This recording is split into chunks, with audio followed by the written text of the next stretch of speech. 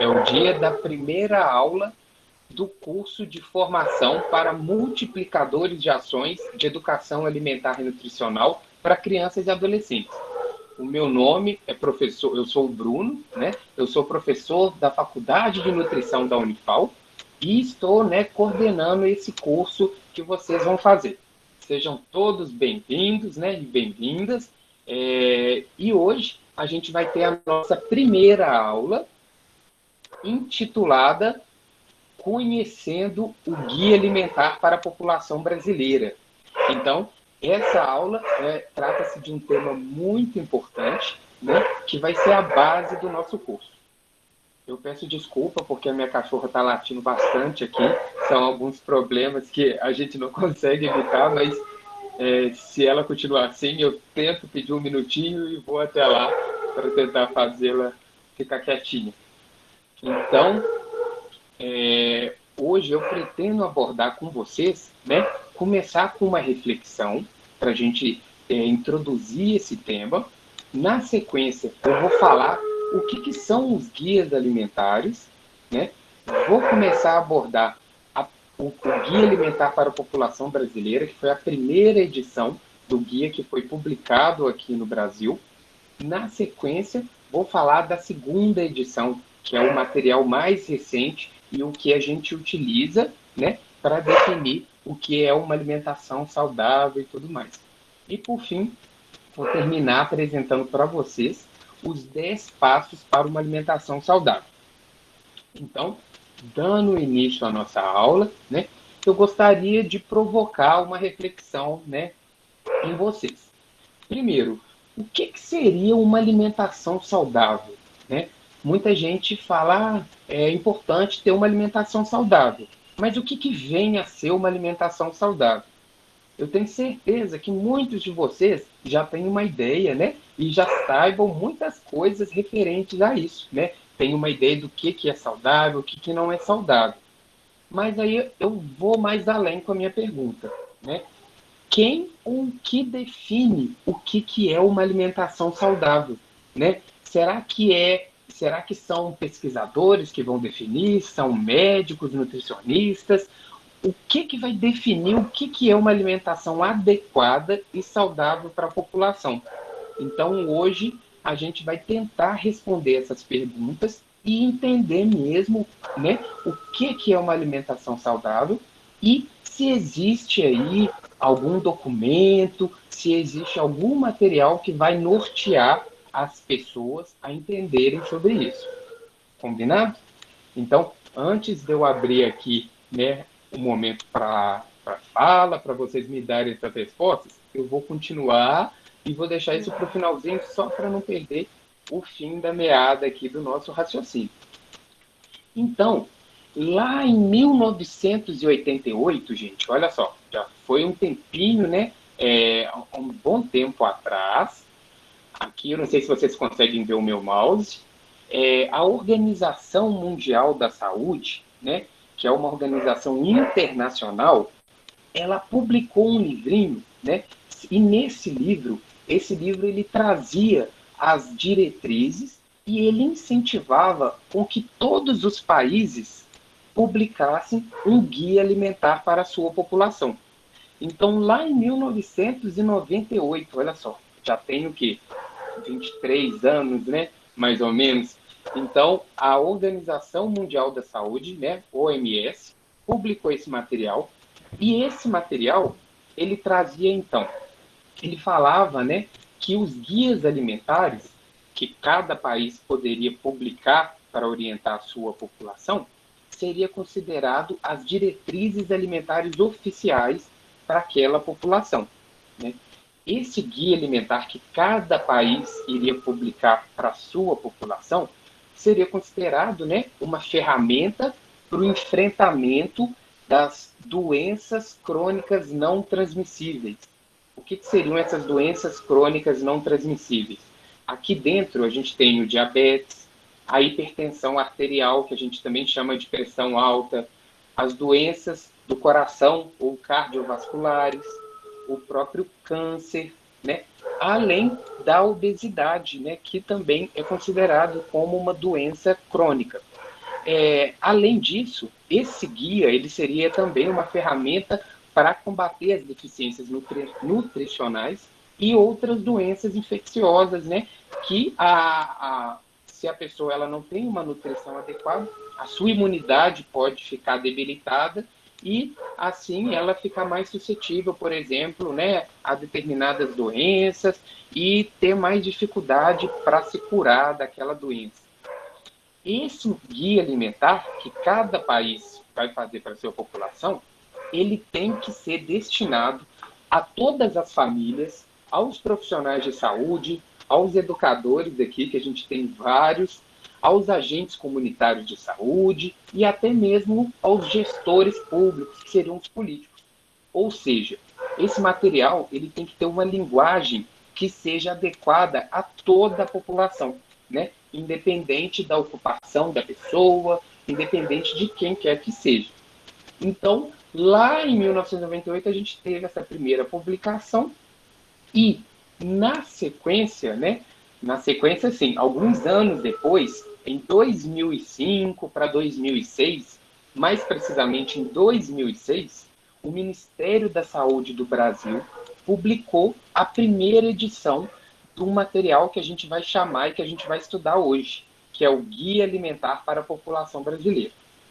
Isso, pessoal, não é um livro qualquer, né? O guia, ele é muito mais que um livro. Ele vai trazer todas essas informações sobre o que é uma alimentação saudável e vai ser importantíssimo para ser realizado, para ser construídas políticas públicas, para os profissionais da área da saúde passarem orientação para a população, para professores trabalharem com seus alunos dentro de sala de aula o conteúdo da alimentação saudável. Então, se eu uso o guia alimentar como uma fonte, uma referência bibliográfica, eu estou utilizando ali o material, né, oficial que o país apresenta para a sua população sobre uma alimentação saudável. Só uma pausa aqui, a minha cachorra continua latindo, mas por acaso o som está mais tranquilo, dá para ouvir bem? Tá, então eu vou continuar aqui. Esse guia alimentar, ele foi construído e ele abordava, ele trazia, né, dentro das suas diretrizes do que seria uma alimentação saudável, essa figura aqui que eu tenho certeza que muitos de vocês já podem ter visto em algum livro, né, pode ter visto antes. Essa figura aqui, ela trata da pirâmide alimentar. Essa pirâmide alimentar, ela era utilizada como uma ferramenta para promoção da alimentação saudável. No entanto, hoje em dia, essa ferramenta aqui, esse material, ele já está defasado. Já existem inúmeras críticas sobre essa pirâmide alimentar. Então, não que ela seja, né, proibida de ser utilizada, mas a gente já tem ferramentas mais eficientes e mais seguras para trabalhar sobre alimentação saudável. Então, eu vou rapidamente só falar no que essa pirâmide consistia, porque como ela já está desatualizada, eu não vou gastar muito tempo da nossa aula abordando sobre esse assunto. Essa pirâmide, eu não sei se vocês conseguem acompanhar aqui, mas ela é dividida em grupos. A gente tem 8 grupos. Tem o grupo 1, 2, o 3 aqui do lado, o 4, o 5, 6, 7 e o 8.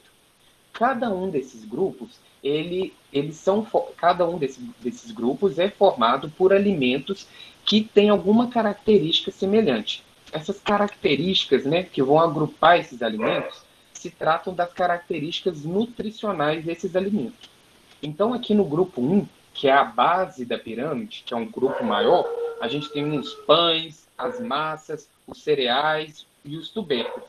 Esses alimentos, eles deveriam ser a base para a nossa alimentação, por serem fontes de energia, né? Então, esse primeiro grupo, ele traz esses alimentos energéticos. Na sequência, a gente tem os grupos das frutas e das hortaliças, que são extremamente importantes por serem fontes de vitamina, de minerais, de fibras, né? Alimentos pouco calóricos. No degrau acima, a gente tem 3 grupos, que são alimentos fontes de proteína. Agora eu estou falando alguns nutrientes aqui, eu falei açúcar, carboidratos, né? Falei vitaminas, minerais, agora eu estou falando em proteína. Vocês vão entender um pouco melhor isso na próxima aula com a professora Eveline. Esses alimentos aqui, então, são ricos em proteínas que têm um papel importante na nossa saúde para formar os músculos, as células do nosso sangue e por aí vai. E no topo da pirâmide, não que sejam os mais importantes, pelo contrário, aqui encontra aqueles alimentos que a gente deveria consumir em menor quantidade. Percebam, né, que a área desse grupo aqui é bem menor que a área desse grupo grande aqui. Então aqui a gente tem os doces e os óleos e gorduras, né? Então esse era o fundamento da pirâmide de alimentos. Dividir os alimentos em grupos a partir das características nutricionais. No entanto, quando a gente vai comer alguma coisa, a gente não come pensando assim, agora eu preciso de vitamina C, vou comer uma laranja. Agora eu preciso, meu corpo está pedindo proteína, vou comer uma porção de feijão. Não é isso, né? A gente come por prazer, a gente come porque o alimento ele está envolvido com inúmeras outras formas e outras dimensões ali, além de fornecer para a gente nutriente. Um alimento vai muito além do que isso.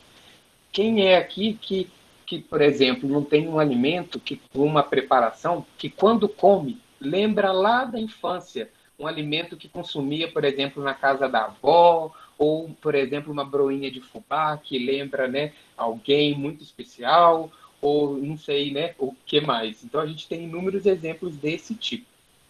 Além disso, essa pirâmide, ela foi construída, né, em 1998. E nessa época, desculpa, pessoal, essa pirâmide ela foi construída, né, em meados no final dos anos 90 e início, né, dos anos 2000. E nesse período, a desnutrição e a fome ainda eram prevalentes e eram o principal agravo que a má alimentação acarretava na população. Hoje em dia, a gente sabe, né, que a obesidade e o sobrepeso, eles são males mais prevalentes, onde que a população, a maior parte da população hoje brasileira, ou apresenta sobrepeso, né, ou obesidade. A gente conseguiu reduzir muito a desnutrição e a fome. No entanto, agora, em especial, durante a pandemia de Covid-19, né, devido aos problemas associados a essa pandemia, que a gente está tendo que fazer o isolamento social, muitas pessoas não estão conseguindo trabalhar, outras estão perdendo, né, o emprego. Então, a fome está começando a crescer de novo. Então, está sendo um problema que a gente vai enfrentar daqui para frente. Mas ainda hoje, a obesidade é um dos principais agravos da população. E essa pirâmide ela foi construída no momento que a desnutrição estava em alta. Hoje em dia, a gente reverteu esse quadro.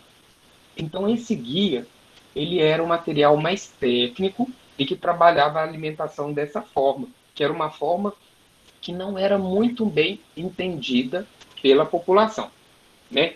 É um material, então, que a publicação de 2006 contava com 210 páginas, tinha poucos figuras, gráficos, né, e tabelas. Era um material muito denso, com muito escrito, muita informação. Então, olha só, esse guia, ele foi... Aqui a gente tem uma linha do tempo, que eu coloquei aqui do ano de 1999 até 2012. Aquele guia, ele foi publicado em 2006, está mais ou menos aqui. Quando ele foi publicado, olha o entendimento que a gente tinha sobre alimentação saudável, né? Então, práticas alimentares saudáveis, naquela época, era considerado, né, usos, hábitos e costumes que definem padrões de consumo alimentar de acordo com os conhecimentos científicos e técnicas de uma boa alimentação. Olha que conceito mais estranho, um entendimento muito tecnicista, né? Então, alimentação saudável é aquilo que os conhecimentos científicos e técnicos falam, né, que é. Então, a nossa primeira edição do Guia Alimentar foi construído ainda quando a gente tinha essa definição publicada na Política Nacional de Alimentação e Nutrição.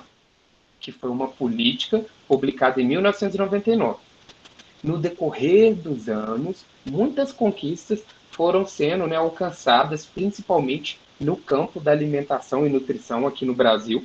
A gente teve, né, a criação de inúmeros programas e políticas públicas que auxiliou a população, né, políticas sociais que auxiliou a população a reduzir a fome e a pobreza extrema durante esses anos. E em 2012, uma nova edição dessa PNAM foi publicada novamente. E nessa nova publicação da PNAM, ela já traz um conceito de alimentação saudável mais abrangente, né? Tem muita informação aqui, mas eu vou ler e a gente vai compreender isso aqui. Então, em 2012, a alimentação adequada e saudável era a prática alimentar apropriada aos aspectos, né, biológicos, aos aspectos da vida, né, do indivíduo e socioculturais. Então, agora a alimentação saudável, ela já inclui, inclusive, a cultura da pessoa, que é muito importante, dos indivíduos, bem como ao uso sustentável do meio ambiente. Olha só que legal. Agora, a alimentação saudável aqui já fala até no ambiente, no meio ambiente sustentável.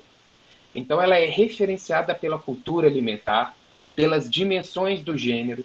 Então, as diferenças entre a questão, né, de gênero, entre o homem e a mulher, são levadas em consideração. A questão das raças, etnias, ela tem que ser acessível do ponto de vista físico e financeiro. Então, não adianta nada eu ter uma alimentação saudável que ninguém tem acesso físico, que essa alimentação é muito cara para a população comprar. Então, aqui leva isso em consideração. Ela deve ser harmônica, tanto em quantidade como em qualidade, e baseada em práticas produtivas adequadas e sustentáveis. Então, essas práticas produtivas aqui incluem, né, agricultura familiar, né, agricultura que não envolva, por exemplo, a degradação e o uso intensivo de agrotóxico, que vai danificar o meio ambiente. Isso não seria considerado uma prática sustentável para o meio ambiente. Então, a alimentação saudável ela não poderia ser proveniente desse modelo aqui de produção. Ela tem que ser livre de contaminantes e de organismo geneticamente modificado, que a gente chama de transgênicos, né? Então, esse aqui é o conceito atual que a gente tem sobre uma alimentação saudável. Isso foi em 2012. Então, depois da publicação desse conceito, né, dessa política, a gente teve em 2014 a publicação da segunda edição do Guia Alimentar para a População Brasileira, que é esse material aqui que a gente vai conversar agora. Falei demais, né, pessoal? Falei muito, mas eu cheguei no assunto principal da nossa aula. Então, a gente vai estudar agora esse material que até hoje, né, ainda assim, ainda hoje, em 2021, é o guia prevalente, o que prevalece ali para as orientações sobre uma alimentação saudável. Diferente do guia anterior, ele tem 156 páginas, então ele tem menos material ali escrito e muito mais figuras, fotos, tabelas e por aí vai. Esse material ele está disponível gratuitamente no site do Ministério da Saúde e eu vou compartilhar no grupo do WhatsApp desse curso, além dele ter sido compartilhado também no Moodle, que é o ambiente virtual de aprendizagem. Eu posso também enviar por e-mail para todos vocês. Então, vocês vão receber também no e-mail esse material. O objetivo é que vocês acessem ele, que leiam mesmo. Então, esse guia, ele apresenta uma nova classificação dos alimentos. Ele considerava que aquela classificação da primeira edição do guia era muito complicada, era uma classificação pouco usual para a vida das pessoas. Então, ele vai apresentar uma nova classificação. Essa definição sobre o que é um alimento saudável agora, ela já vai envolver muitos outros fatores, como a etapa de processamento que os alimentos, né, sofreram, quais ingredientes que aquele alimento tem, né, vai levar em consideração o efeito que esse alimento apresenta para a saúde, para a cultura, para a sociedade, né, e até mesmo para o ambiente. Então, são muitos critérios, muitos fatores envolvidos para definir o que é saudável ou não. E é um guia, né, mais simples, com uma linguagem acessível, que permite com que todos que leiam entendam esse material aqui. A primeira edição era muito técnica, então algumas pessoas tinham dificuldade de entender. Agora aqui não, é mais simples. Então, o guia, ele traz para a gente 5, né, na verdade, são 5 diretrizes. Essas 5 diretrizes são divididas em 4 diretrizes e uma regra de ouro. Se a gente conseguir entender essas 5 diretrizes, né, essas 4 diretrizes e essa uma regra de ouro, que eu vou falar aqui com vocês, a gente já consegue ter uma excelente ideia sobre o que é uma alimentação saudável. Então, a primeira delas é a seguinte: faça de alimentos in natura ou minimamente processados, que sejam de origem vegetal, a base da sua alimentação. O que seria essa diretriz, então? Primeiro, vamos saber o que é um alimento in natura. Alimento in natura é aquele que a gente retira da natureza e ele já está pronto para ser consumido. Então, por exemplo, as frutas são assim. A gente já pega da natureza, a gente só vai lavar, higienizar, de repente remover a casca, né? E já pode ser consumida. Hortaliça, da mesma forma, né? Os legumes, os folhosos, né? O feijão, o arroz, às vezes, eles precisam de pequenos processamentos. E aí a gente chama eles de minimamente processados. Esse pequeno processamento é para remoção da casca, né? São pequenos processamentos mesmo. Então, esses alimentos devem ser a base da nossa alimentação. Então, aqui o arroz e o feijão entraria nesse grupo, né? As frutas e hortaliças, até mesmo alguns produtos de origem animal, como carnes, leites. Porém, ela deixa claro, né, que os alimentos de origem vegetal devem ser a base da nossa alimentação. Por enquanto, está tranquilo essa diretriz? Uma diretriz simples. Vou passar para a segunda. Na segunda diretriz, o guia fala: utilize óleos, gorduras, sal e açúcar em pequenas quantidades, especialmente, né, quando for temperar. Na verdade, aqui é cozinhar, né? E cozinhar alimentos e preparações culinárias. Então, esses alimentos, na verdade, eles são ingredientes alimentares, eles podem ser utilizados sim, porém com moderação. Olha só que legal, o guia não é restritivo, mas ele fala tem que usar em pequena quantidade quando for cozinhar, porque ele incentiva as pessoas a cozinhar, a fazer, a elaborar, né, preparações culinárias. Então essa aqui é a segunda diretriz do guia alimentar.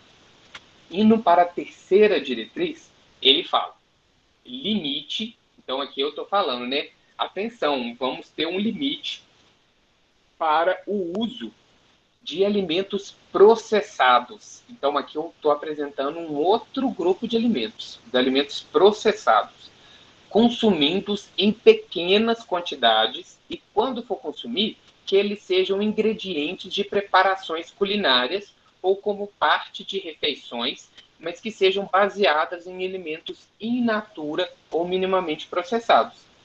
Então, aqui, em relação aos alimentos processados, a gente já tem aquele alimento in natura, né, que a gente tirou da natureza. Aquele alimento ele sofreu algum processo, né, alguma etapa de processamento e a adição de outros ingredientes.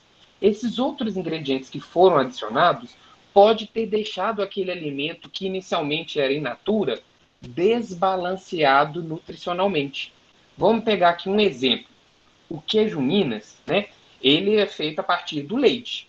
Ok. Só que para fazer o queijo, a gente precisa de acrescentar uma quantidade de sal significativa para salgar o queijo.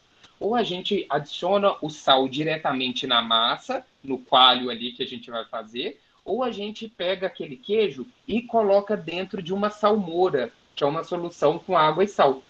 Eu fazendo isso, eu já vou deixar esse alimento menos saudável, porque ele vai ter um teor de sal mais alto. Então, o que é que o guia fala? Pode consumir queijo? Pode, mas como algum ingrediente de alguma preparação, ou que ele seja, né, acompanhado de outros alimentos in natura. Então, esses alimentos, eles não deveriam ser a base da nossa alimentação.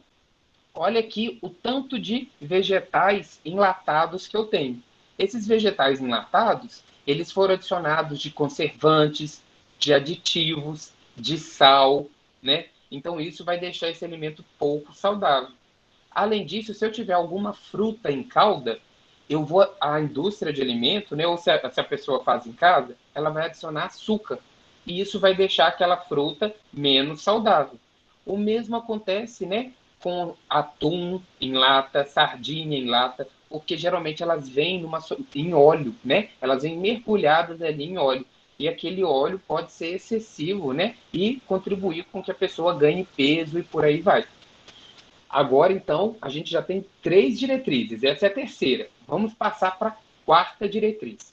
Olha a quarta diretriz.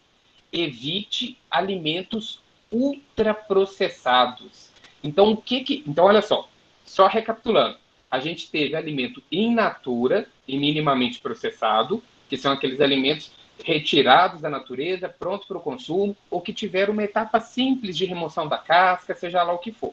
A gente teve os ingredientes de preparações culinárias, que são os óleos, sal, açúcar e gorduras, né? Que a gente tem que usar em pouca quantidade e na preparação. A gente teve os alimentos processados, foram aqueles que receberam um ou outro ingrediente e que receberam algum tipo de processo que a gente consegue fazer na nossa casa. Agora eu estou falando dos alimentos ultraprocessados. Esses alimentos ultraprocessados são alimentos que a gente não consegue, em sua maioria, fazer em casa, porque eles exigem muitas etapas, né, de processamento e que são feitas nas indústrias de alimentos. Além disso, esses alimentos recebem muitos ingredientes, inclusive aditivos, e eles são extremamente desbalanceados nutricionalmente falando. Então, por exemplo, se eu tenho um refrigerante de laranja, o menor ingrediente que eu vou ter ali no meu refrigerante é a laranja. A laranja só fica no nome. Muitas vezes não tem nada de laranja ali, só tem corante ou algum aditivo aromatizante para dar o aroma de laranja. Mas na verdade não teria nada daquele alimento, né, que esse ultraprocessado recebe o nome. Então, como exemplo, eu tenho as bolachas recheadas, barrinhas de cereais, salsichas ou empanados, macarrão instantâneo, salgadinho. Às vezes a pessoa compra salgadinho de milho, mas ali você não vê o milho, né? Porque o milho ele já foi tão trabalhado, já recebeu tanto processamento que na verdade você tem ali, né, uma parte do milho, porque eles retiram ali, eles tentam extrair uma pequena parte daquele alimento in natura para fazer esse novo alimento. Os refrigerantes, bebidas isotônicas, cereais matinais. Aqui, o iogurte com adição de açúcar e aromatizante, ele é considerado ultraprocessado. Agora, se eu tenho uma coalhada, essa coalhada ou aquele iogurte natural, ele de repente pode ser considerado como processado, né? Porque ele já teve adição de menos ingredientes. Eu vi que já tem algumas pessoas levantando a mão para perguntas. Eu só vou terminar aqui e já vou passar para vocês fazerem as perguntas. E para finalizar essas diretrizes do novo guia, ele traz uma regra de ouro. Essa regra de ouro ela é muito importante de ser seguida. Então, olha só, prefira sempre alimentos in natura ou minimamente processados e preparações culinárias, que entraria aqui um arroz, um feijão, né, um ensopado de legume e por aí vai. Preferir, então, esses alimentos e preparações aos alimentos ultraprocessados. Então, os ultraprocessados eles devem ser evitados. Para vocês agora entenderem um pouco mais como que a gente classifica, olha só esse exemplo aqui, ó. A gente tem a espiga de milho verde. Ela é considerada um alimento in natura. Então, comer o milho verde cozido, né, na espiga, é extremamente saudável, porque ele não recebeu, né, ele não passou por etapas de processamento. Então, se eu como uma preparação culinária que foi feita com milho, é muito legal, é muito importante, é muito interessante nutricionalmente. Se esse milho ele já recebeu uma etapa de processamento, ele foi mergulhado numa conserva contendo aditivos e sal de cozinha. Então ele já passa a ser um alimento processado. Então no número 2 aqui, eu tenho o milho processado, que é bom a gente consumir, né, com moderação, como ingrediente de alguma preparação culinária. Agora, se esse milho, que era in natura, ele foi extremamente processado para ser transformado num salgadinho de milho, né, num chips, esse chips ele já é considerado um produto, né, um alimento ultraprocessado. Aqui do milho, eu nem consigo identificar o milho propriamente dito, né? Então aqui eu tenho sal, eu tenho gordura, eu tenho um pouquinho do meu milho ali inicial, mas o que vai prevalecer são outros componentes que não são saudáveis. Então esse grupo aqui a gente deveria evitar, principalmente nas crianças e adolescentes nas escolas. Isso deveria ser evitado. Um outro exemplo para facilitar.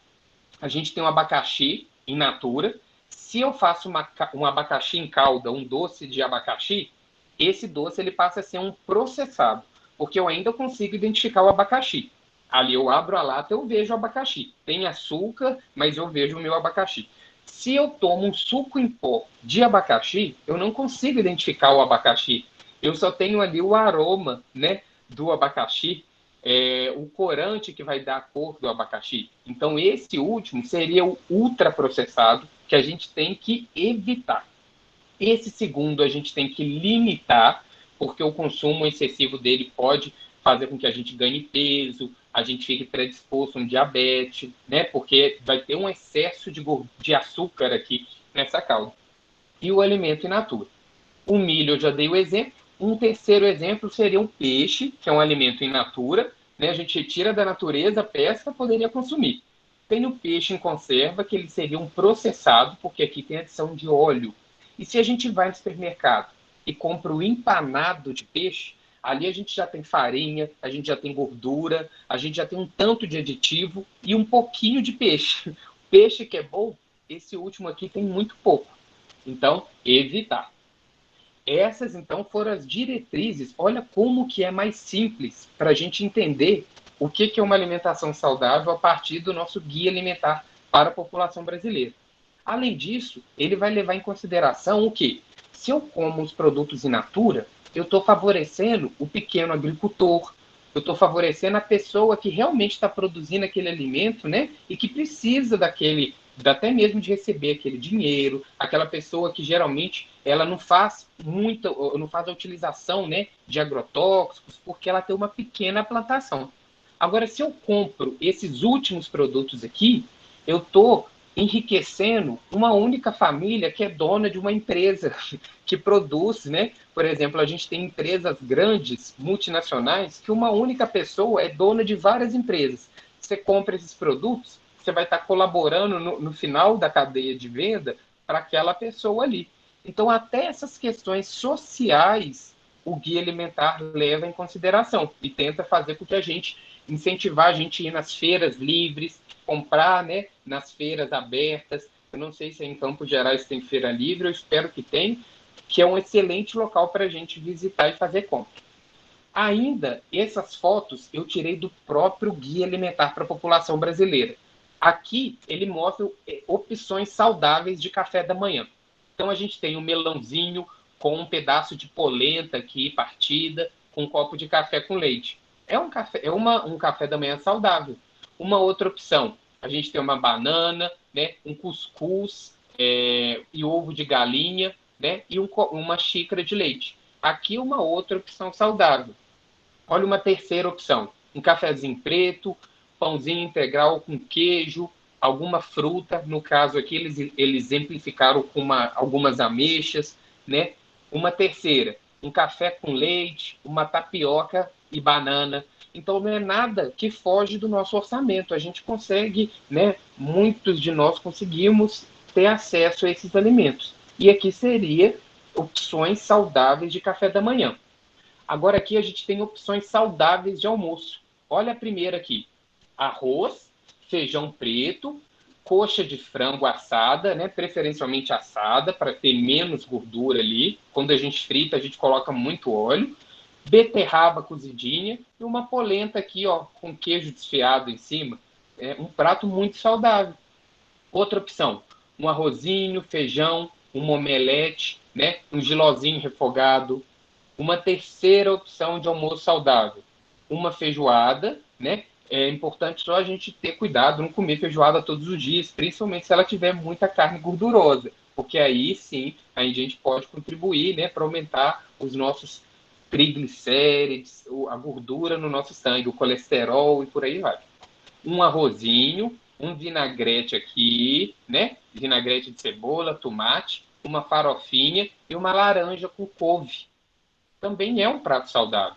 Uma terceira, uma salada de tomate, né? Um arroz, feijão, um bifezinho, né? Grelhado, não precisa ser grande, um bifezinho talvez do tamanho da palma da mão, só da palma, os dedos ficam de fora.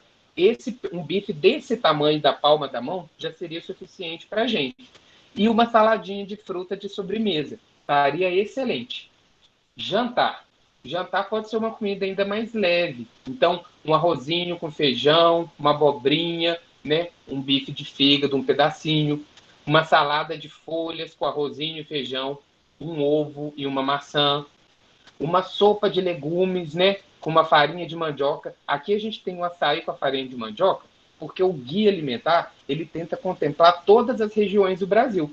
E, por exemplo, lá no norte é comum tomar açaí com farinha. Então, aqui isso seria uma opção, né? Um outro exemplo, uma salada de folhas com um macarrãozinho, né? E um franguinho ali. Além disso, ele traz também pequenas refeições. O que essas pequenas refeições podem ser? Um leite batido com fruta, uma saladinha de fruta. Quando eu falo salada de fruta, gente, se a gente pega uma maçã e come com banana, né, já estaria interessante. Se tiver ainda uma mãozinha, a gente conseguir preparar, melhor ainda.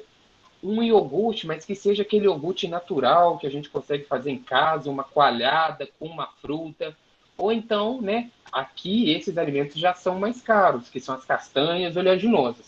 Mas a gente tem opções, né, para elas. A gente pode optar por algumas outras e não necessariamente precisa dessas castanhas aqui diariamente, né?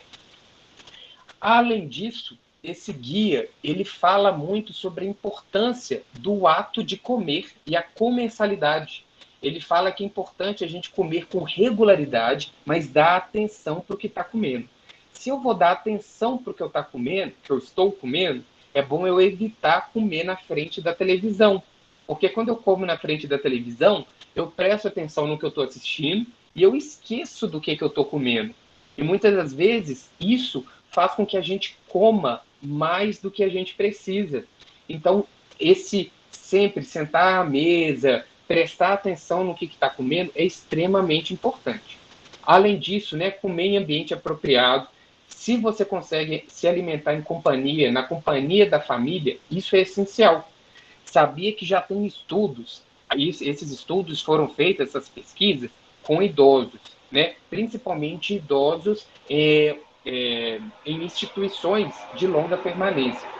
Idosos que estão nessas instituições, quando eles comem sozinhos ou com pessoas desconhecidas, eles tendem a comer menos, a rejeitar a refeição, né?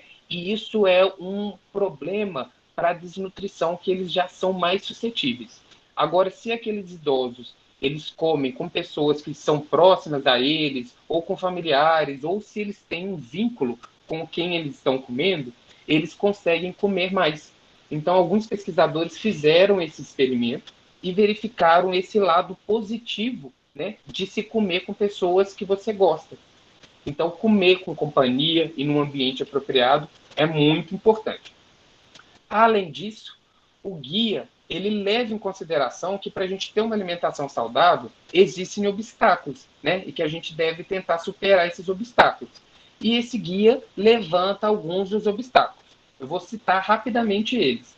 Ele fala que informação pode ser um obstáculo, que hoje em dia a gente tem poucas informações confiáveis. Principalmente, a gente tem muitas notícias falsas sendo divulgadas em WhatsApp, sendo divulgadas pela internet. Então, isso é um problema.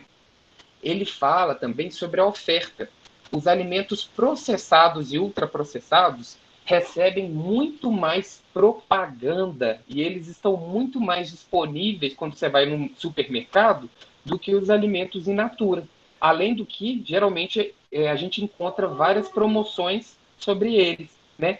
Quando você vai num supermercado, a feira, o setor de alimentos in natura, não, às vezes não é nem 10% do território do supermercado todo, né? Então a gente tem muito mais processados e ultraprocessados. O custo pode ser um problema, mas o guia chama atenção para a gente preferir os alimentos na safra.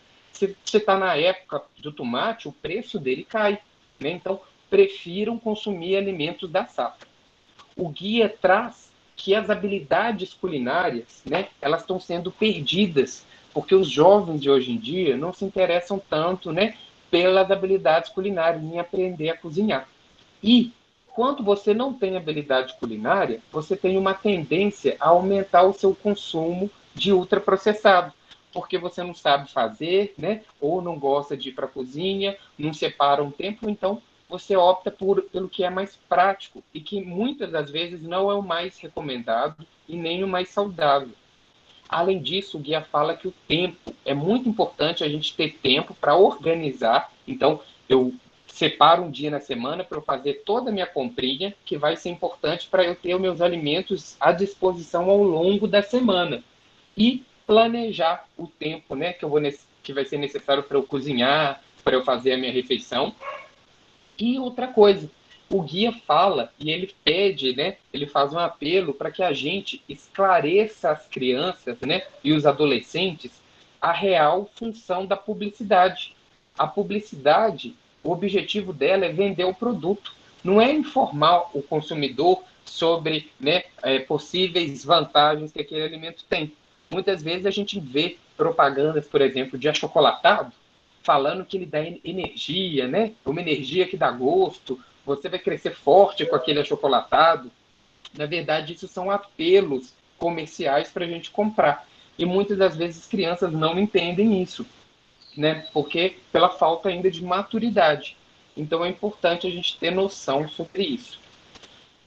Para finalizar a aula de hoje, pessoal, finalizando mesmo, o guia ele apresenta 10 passos, que seriam, né, 10 etapas para a gente ter uma alimentação saudável.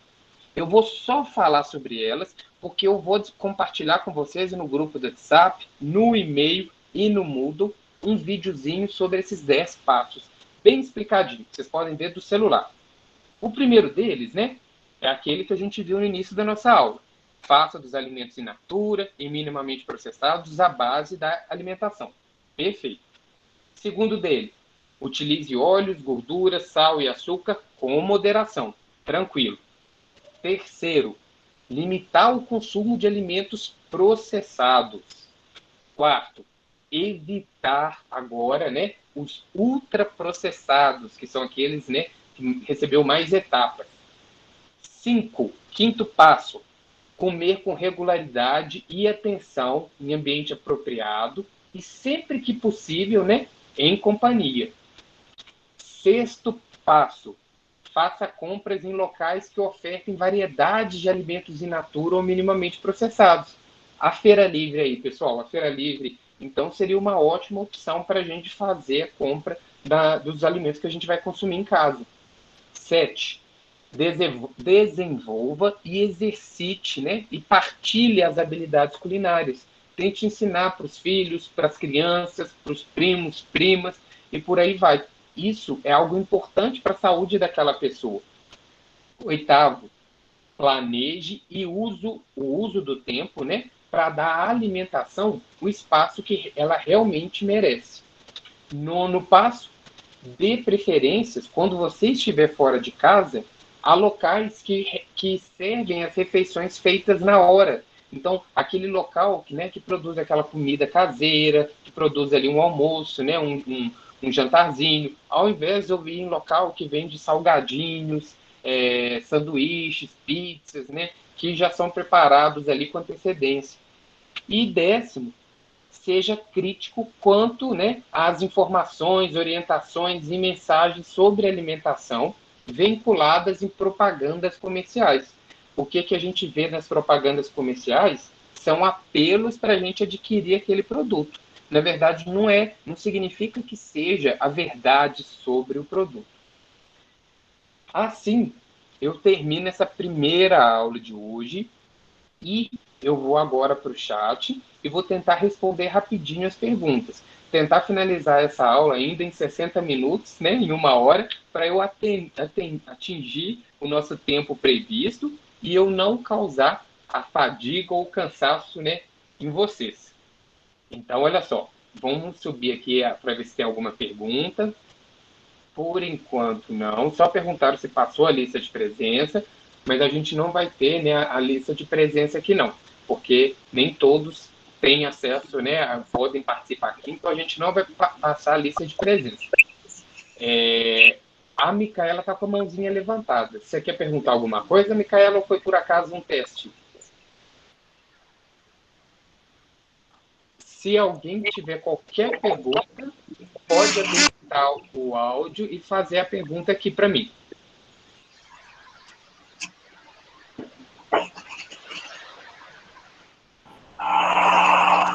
Ok. Cristina, sem problema. A Cristina está com a mãozinha levantada. Por acaso, alguma pergunta, Cristina? Ou foi só teste? Foi teste também. Sem problema. Alguém tem alguma dúvida sobre o guia alimentar? Eu vou mostrar para vocês aqui, pessoal. Olha o guia alimentar da população brasileira. Quer ver? Esse daqui é o guia que eu acabei de apresentar para vocês. Ele foi publicado em 2014, ele está disponível gratuito na internet, né? Ele é como se fosse um livro, mas ele traz as orientações oficiais sobre uma alimentação saudável. Então, aqui ainda é a apresentação do guia, e aí começa com uma introdução, aí tem aqui explicando o que a gente encontra nesse guia alimentar, né? Aí ele fala, o capítulo 1, quais são os princípios que foram norteadores para a construção desse guia. Então, fala alguns princípios aqui. Depois desse capítulo 1, a gente tem o capítulo 2, que é a escolha dos alimentos. Ele vai trazer, então, como que a gente vai escolher os alimentos para a gente consumir. O que é saudável, o que não é saudável. E é aqui que ele vai apresentar aquelas 4 diretrizes e a regra de ouro. Então, fala dos alimentos in natura ou minimamente processados, fala aqui do grupo dos alimentos dos óleos, gordura, sal e açúcar, né? Depois, ele vem falar aqui dos alimentos processados para a gente consumir com moderação. Depois, ele traz os Bruno, ultraprocessados. só um minutinho, eu acho que tem alguém com o microfone aberto. Ah, tá. Eu acho que é a Maria Assunção que está com o microfone aberto.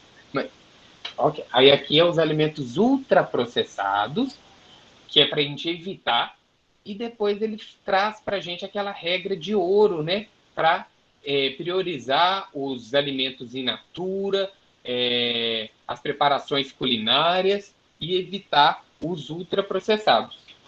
Depois desse capítulo, a gente tem aqui ainda ele mostra, né, como que a gente pode identificar o que cada alimento é. Na sequência, tem um capítulo, né, dos alimentos da refeição, fala um pouco, né, também dessa prática, da importância da gente, né, cozinhar. Cita aqui aquelas fotos que eu mostrei na minha apresentação, que eu retirei do guia, sobre o que é um almoço saudável, um lanche saudável, um jantar saudável. Depois desse capítulo, eu tenho ainda, né, aqui tem algumas. Olha, aqui começa a falar sobre os grupos de alimentos para a gente entender a importância, né, do milho, do arroz, do trigo. Então, são materiais extras que a gente consegue, né, encontrar aqui, assim como as frutas e hortaliças. O guia traz informações sobre esses materiais, esses alimentos. Então, vamos passar desse capítulo aqui para a gente, passando, finalizando esse capítulo, a gente vai ter um próximo aqui que fala sobre o ato de comer e a comensalidade, que vai falar sobre a importância de comer, né, em companhia, separar um tempo para isso. Depois desse capítulo aqui, ele ainda fala, então aqui está finalizando esse capítulo, né, de comer em família, fala a compreensão e a superação de obstáculos. Aqui que o guia, né, ele vai enumerar os obstáculos, aqueles que eu levantei ao longo da apresentação. Então fala da informação, da oferta, do custo, né? E ele traz sugestões do que a gente pode fazer para tentar contornar esses obstáculos. Isso que é o mais interessante, que ele traz respostas, né, e orientações para a gente tentar superar esses obstáculos. E, para finalizar, o guia traz os 10 passos de alimentação saudável, né, que eu apresentei para vocês, aqueles 10 passos que estão todos aqui comentados, né, e identificados. E agora a gente tem algumas as referências que foram utilizadas no guia. E a minha cachorra não para de chorar. Que saudade de mim. Olha só. A Magali, ela falou aqui que gostou muito da aula, parabéns, fiquei feliz, né, com o comentário. A Kênia falou que a aula lembrou da mãe dela, quando pequena, a mãe dela dava ovo de pata com biotônico e leite condensado, né? A gente sempre tem algumas preparações que remete ao passado, que faz a gente lembrar da infância e por aí vai. Eu lembro muito quando eu comia um bolinho de chuva, que era um bolinho frito. Eu lembrava muito de uma tia minha, que toda vez que eu visitava, né, tinha um bolinho de chuva pronto. Camila, quer falar alguma coisa? Oi, Bruno. Boa tarde. Boa tarde, Boa tarde. meninas, meninos. Bom, você disse que aquela pirâmide alimentar, ela foi feita na época que tinha desnutrição, fome, enfim. Tem alguma pirâmide atualizada? Queria saber. Então, ótima Nessa pergunta. segunda edição aí em 2014 que você citou, aí eu queria saber se tem. Camila, excelente pergunta sua. A pirâmide, ela era uma ferramenta para a gente trabalhar com educação alimentar, uma ferramenta visual, correto? Sim. Né? Seria uma figura. Esse novo guia, ele trouxe uma nova ferramenta visual para a gente trabalhar, que é um prato de comida. É um círculo, e dentro desse prato, ele tem as divisões pelos alimentos. Eu vou tentar encontrar aqui na internet, quer ver? Só um minutinho. Representação ilustrativa de alimentação saudável, prato de comida. Vamos ver se eu acho. E aí, essa nova representação, ele seria, né, o indicativo, seria a ferramenta que a gente poderia utilizar para substituir a pirâmide de alimentos. Eu não estou achando aqui agora. Eu posso fazer o seguinte, para eu não gastar tempo aqui procurando, Camila, eu vou encontrar esse prato de comida, né, que é essa nova representação, e vou encaminhar também junto com esses materiais que eu mostrei para vocês que estão no Moodle. Pode ser assim? Excelente pergunta. Ainda bem que você fez essa pergunta, porque me lembrou de falar algo importante que eu estava deixando passar. Olha só, pessoal. Agora, na quinta-feira que vem, vocês vão ter uma outra aula curtinha. A ideia nossa é que as aulas sejam bem objetivas e que cada aula traga um assunto importante para vocês entenderem e para vocês conseguirem pensar em forma de trabalhar a educação alimentar e nutricional dentro de sala de aula. Mais para o final do curso, não sei se vocês lembram, mas vai ter uma professora que ela vai dar uma aula que ela vai apresentar algumas técnicas de como vocês poderiam fazer isso em sala de aula. Porque às vezes a gente fica pensando, né? E agora, como que eu trabalho isso com meus alunos? E aí ela vai apresentar algumas técnicas. Depois daquela aula, a gente vai ter outros professores que vão trazer experiências exitosas. Então, projetos que eles já têm com crianças, que eles fizeram e deram certo. Oficina culinária é um deles, e o outro é um projeto que chama De Olho no Rótulo. Então, entender o rótulo dos alimentos também é muito importante. Pode ser trabalhado até numa aula de matemática. Então, na aula, o professor de matemática consegue trabalhar com educação alimentar e nutricional trabalhando um rótulo, ensinando a fazer, né, os cálculos que estão envolvidos ali por trás do rótulo, por exemplo. Então, para finalizar, eu gostaria de agradecer a participação de todos vocês. Eu fiquei muito feliz aqui com 94 presentes. Eu vi que a Vanilda levantou a mão. Caso alguém, eu já ia me despedir, mas caso alguém queira fazer algum comentário, pode fazer agora. A Vanilda Eu quer falar achei, alguma coisa? eu achei bem interessante essa parte que você falou do visual, porque a gente da educação infantil e que trabalha com a inclusão, a gente precisa muito desse material visual e do áudio, porque facilita o nosso trabalho.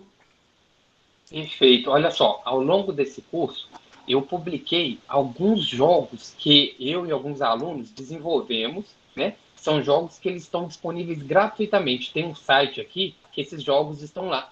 Tem inclusive um bingo que a gente fez, só que no lugar das cartelas, ao invés de ter os números, tem desenhos de frutas e hortaliças. E aí eu canto o bingo assim, ó. Agora é um alimento que ele é muito bom para a vista, e que o coelho adora comer. Aí o pessoal, cenoura. Aí eu, isso. Então eu vou passando informação sobre o alimento na hora que eu estou sorteando o bingo.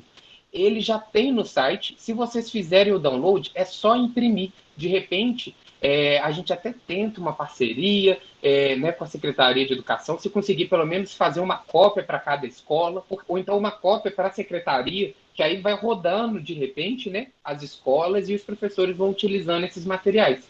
A gente pegou os joguinhos de tabuleiro, por exemplo, aqueles jogos clássicos, né, jogo da vida, e a gente adaptou. A gente colocou perguntas relacionadas à alimentação e nutrição. Então esse material está prontinho, eu posso passar para vocês tranquilamente. E então eu vou só finalizar aqui esse momento para a aula não ficar muito extensa.